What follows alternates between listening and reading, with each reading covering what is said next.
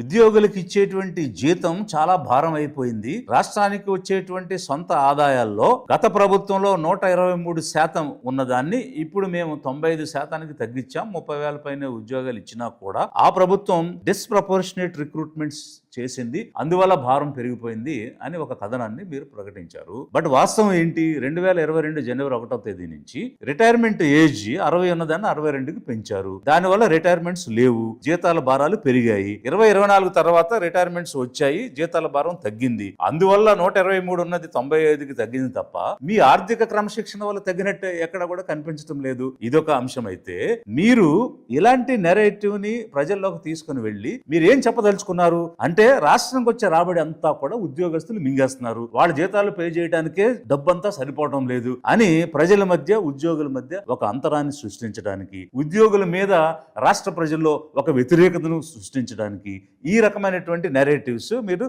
ఈ గుంపు ప్రభుత్వం ప్రకటిస్తూ ఉన్నదా?